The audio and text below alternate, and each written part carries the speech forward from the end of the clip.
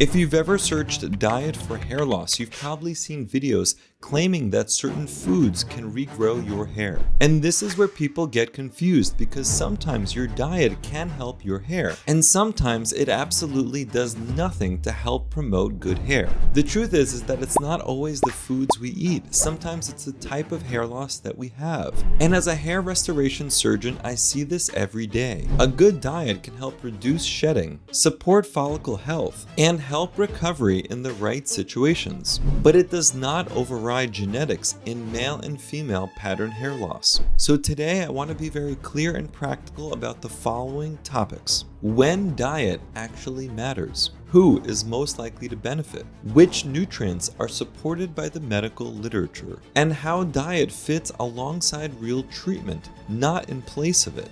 But before we get into the specifics, here are some ground rules. Correcting a deficiency can help hair recover. Adding more of something that you already have usually does very little. Over-supplementation can actually cause hair loss. Diet can support the follicular environment, but it does not reprogram one's genetics. Think of diet as the soil, not the seed. So who gets the most benefit from an optimized diet? Usually people who have more diffuse shedding or thinning of hair have a better chance at getting real benefit from improving their diet compared to people who have very obvious patterned hair loss. Specific examples of the type of situations where diet really helps include the following. Telogen effluvium after illness, surgery, or rapid weight loss. Postpartum shedding. Nutritional deficiencies. Autoimmune hair loss like alopecia areata, where immune balance matters. In these situations, correcting one's nutrition can absolutely reduce shedding, and it can help hair recover over time. And where diet helps the least is in androgenetic hair loss. In that case, nutrition can help support the follicles that you still have, but it will not reverse miniaturization that's driven by your genetics and hormones. And that difference explains why some people swear by their diet improving their hair loss, while others see no change at all. The truth is that they're dealing sometimes with completely different types of hair loss. And that's why a proper diagnosis always comes first. So guessing online as to which type of hair loss you have is usually not the best strategy. It's always best to seek the advice of a hair loss clinician who can help you figure out what type of hair loss you have so you can better know how to treat it. The most common nutrition-related hair loss that I see is telogen effluvium after metabolic stress. And this can be related to the following scenarios: rapid weight loss, crash dieting, severe calorie restriction, illness, or major physiologic stress. And hair shedding can occur several months after the inciting event, and that's why people don't always link it to their diet. The good news is that this type of shedding is usually temporary. Stabilizing nutrition and weight can often lead to recovery of one's hair. Usually, allowing sufficient time to pass is more important than jumping to supplementation right away. Next, let's talk about protein. Hair is made up of keratin, so yes, protein of course matters. Protein specifically does the following: provides amino acids for hair shaft production, helps prevent hair from becoming thin and brittle, and supports normal growth cycling. But protein does not override androgenetic hair loss, and it does not regrow miniaturized follicles. If someone is protein deficient, correcting that can of course help in certain cases. But if protein intake is already adequate,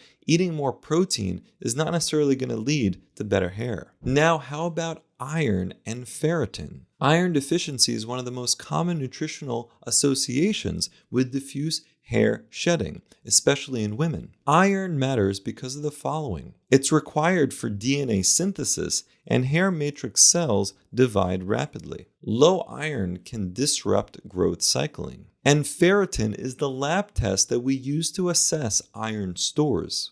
Many clinicians consider ferritin levels below 40 nanograms per ml potentially contributory to shedding, but context matters. Not everyone with low ferritin levels loses hair, and not everyone with hair loss has low ferritin. One key rule is that you only supplement iron if a deficiency is confirmed. Iron is not benign, and guessing can actually cause harm. Next up is vitamin D. Vitamin D deficiency shows up frequently in patients with alopecia areata, which is my condition, so I should probably go get my vitamin D levels rechecked soon. Here's what we know about vitamin D. Lower vitamin D levels are common in alopecia areata. Vitamin D plays a role in immune regulation and follicle cycling, and supplementation may help if there's a deficiency. But it does not mean that vitamin D cures alopecia areata, and vitamin D does not regrow genetic hair loss. Again, it's important to test first and supplement when appropriate. Now let's talk about zinc. You may have heard about zinc, but what does it do? It's involved in DNA synthesis, cellular repair,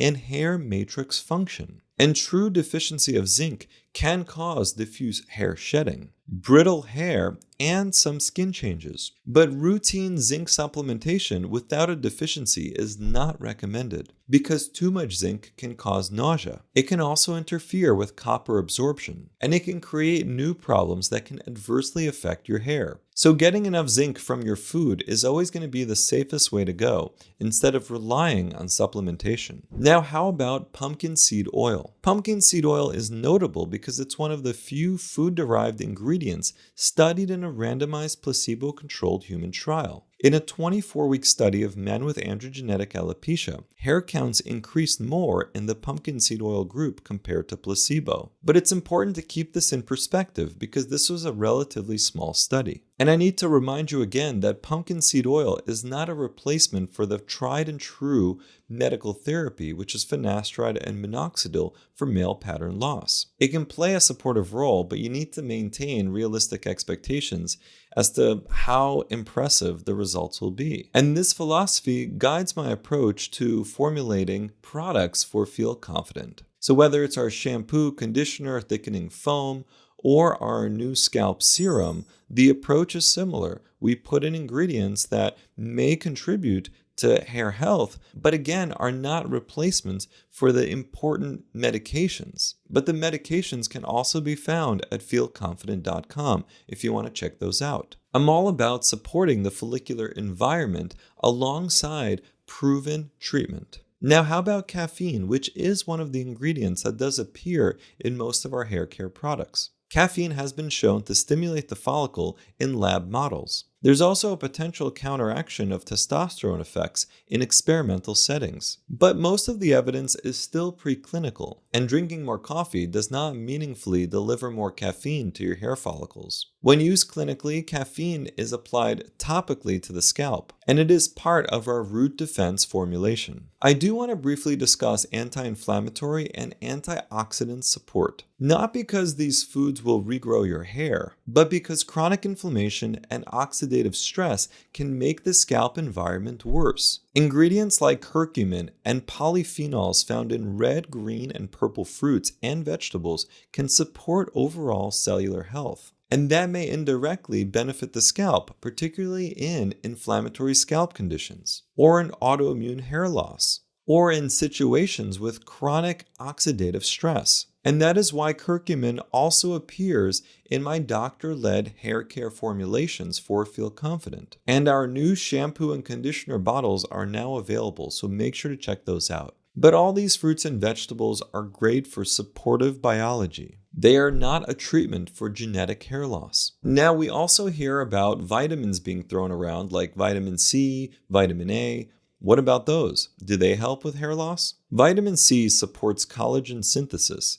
It helps iron absorption, and severe deficiency can affect hair structure. And vitamin C is very easy to obtain from fruits and vegetables. Vitamin A is necessary for normal skin and hair biology. It's fat soluble and stored in the body. But excess vitamin A can actually cause hair loss. This is why I discourage vitamin A supplementation unless it's medically indicated. Again, it's always better to derive your vitamins from your food rather than depending on supplements. Now let's talk about omega-3 fatty acids. Omega-3s may help by reducing scalp inflammation, supporting hair shaft quality and shine, and improving overall scalp health. Some supplement studies do show improvements in reducing hair shedding and improving hair density. But most of these studies involve multi-ingredient formulas, and this makes it hard to isolate effects to just omega-3s. So think of omega-3s as supportive, reasonable, but definitely not curative. So here's the hair diet that I typically recommend. Avoid rapid weight loss and extreme restriction. Eat adequate protein consistently. Check labs when appropriate. Use food as your primary source of nutrients. Be cautious with supplements. And pair nutrition with proven medical therapy when indicated. And this same framework applies to scalp care and to daily routines as well, including what we build at Feel Confident. So in closing,